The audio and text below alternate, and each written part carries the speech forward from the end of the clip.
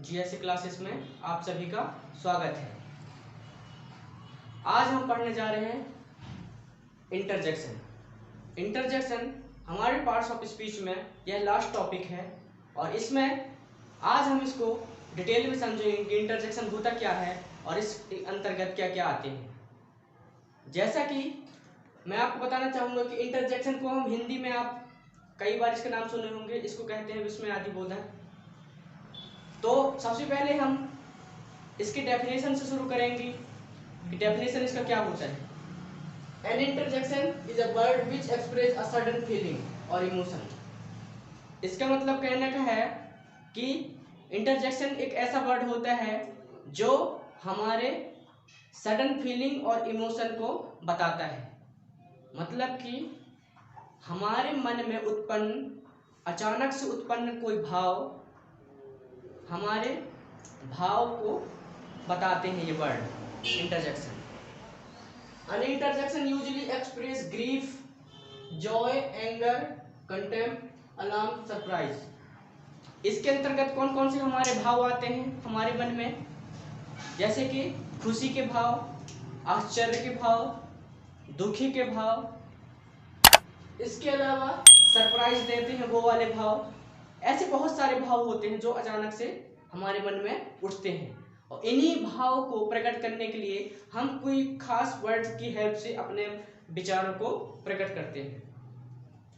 जैसे कि हमारे सामने कोई अच्छा सा सीन आ गया, अच्छा सा दृश्य आ गया, तो हमारे मुंह से अचानक से आश्चर्य खुशी के साथ हमारा वाव निकलता है, वाव व्हाट अ सीन, कितनी अच्छी दृश्य है।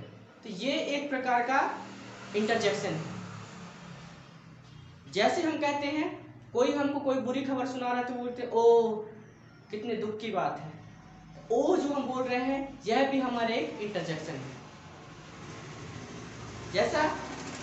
जैसा कि यदि हमको कोई खुशी का समाचार देता है तो हमारे अंदर से एक अचानक से एक आवाज आती है आहा, इस टाइप से। तो आहा जो बोलते हैं हम, ये भी हमारा एक इंटरजेक्शन है।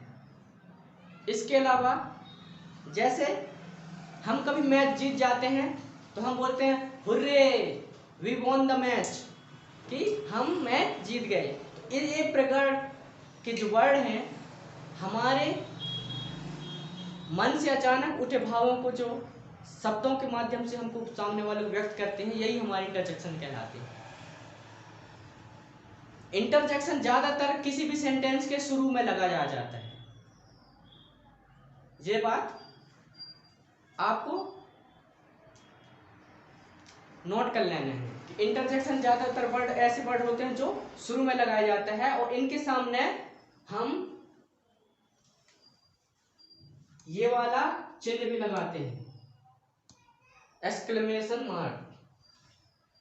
जैसे आ वर्ड का प्रयोग हम कब करते हैं, एक्सक्लेमेशन ऑफ फियर का।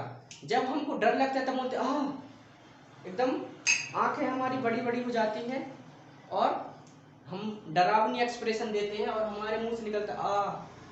ये हमारा आ जब भी लग जाएगा तो आपको समझ जाना है कि वहां पर कोई फेयर से संबंधित बात की जा रही है, कोई डर से संबंधित कोई डरावनी बात बोली जा रही है।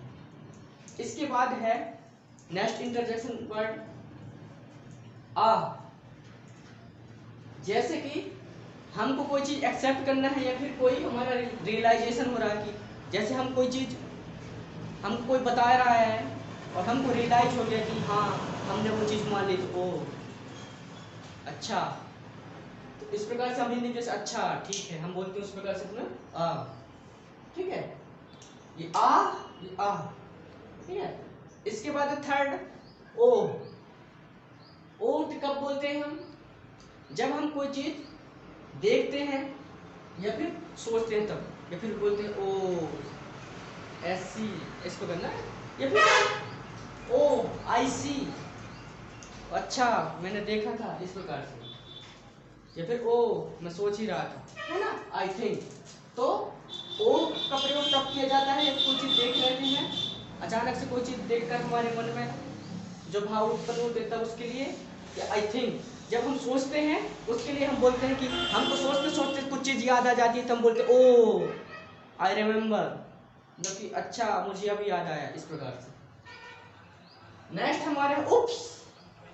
उप्स का प्रयोग हम तब करते हैं मेकिंग अ मिस्टेक, जब हमसे कोई गलती हो जाती है तो उस गलती को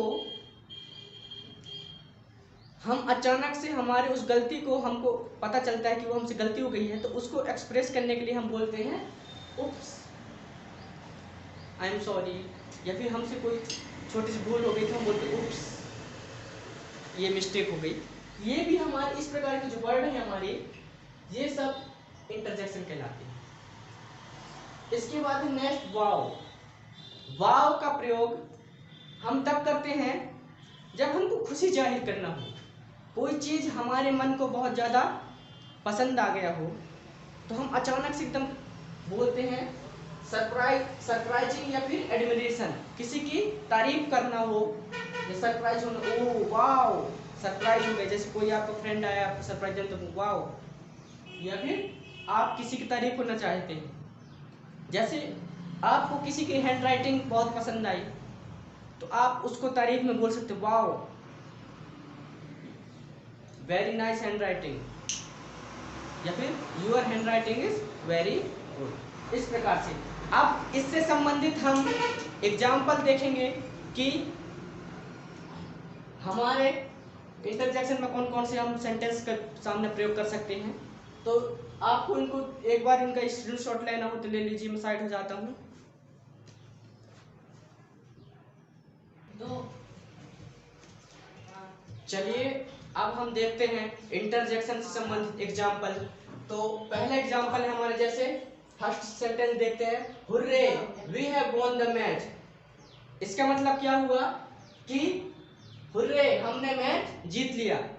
हमने सिंपली बोला है कि हमने मैच जीत लिया, पर हम उत्साह के साथ बोल रहे हैं, जोश के साथ बोल रहे हैं कि hurray we won the match. तो ये हमारा हुर्रा शब्द भी है, ये हमारा इंटरजेक्शन का एग्जाम्पल है। इसके बाद हम नेक्स्ट सेंटेंस देखते हैं, alas it is sad news for us. यह हमारे लिए बहुत दुख की खबर है। तो अलस का प्रयोग भी हम किसी दुख भरी यदि कोई न्यूज सुनानी हो या किसी को बताना हो तब इसका प्रयोग किया जाता है। थर्ड है हमारा कॉन्ग्रेट्स। यह जैसे हम बोलते हैं कॉन्ग्रेचुलेशंस, उसी का शॉर्ट फॉर्म है कॉन्ग्रेट्स। यदि हम किसी को बधाई देना हो तब हम बोलते हैं congrats you finally got your master degree, कि आपने अपने मास्टर की डिग्री प्राप्त कर ली, तो उनको हम बोल रहे हैं कॉन्ग्रेट्स। तो हमारे किसी सेंटेंस के फर्स्ट में लग गए हैं, ये हमारे इंटरजेक्शन का एग्जाम्पल है। इसके बाद है फोर्थ नंबर पे है, ओ डियर आई फॉरगेट टू पे द बिल। ओ डियर, ये भी हम बोल रहे हैं कि किसी को जब भी एकदम हमसे कोई छोटी सी मिस्टेक हो जाती है, भूल जाती है, तब हम उसको सुधारने के लिए बोल सकते हैं कि ओ डियर आई फॉरगेट टू पे द बिल। उसके बाद है next sentence, wow that ride in Audi was awesome.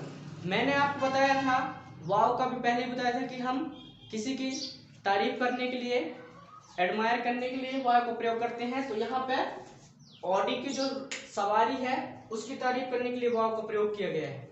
तो आप इनसे संबंधित इन एग्जाम्पल्स को लिख लेना है और इनसे संबंधित आपको सेंटेंस बनाने की प्रैक्टिस करना है। और इसके अलावा भी हमने जो पिछले जितने भी हमारे इंटरजेक्शन वर्ड्स पढ़े हैं उनको आपको लर्न करना है और उनसे संबंधित आपको सेंटेंस बनानी है। तो आज के लिए हमारा इतना ही, फिर हम नेक्स्ट वीडियो मिलेंगे, तब तक के लिए धन्यवाद।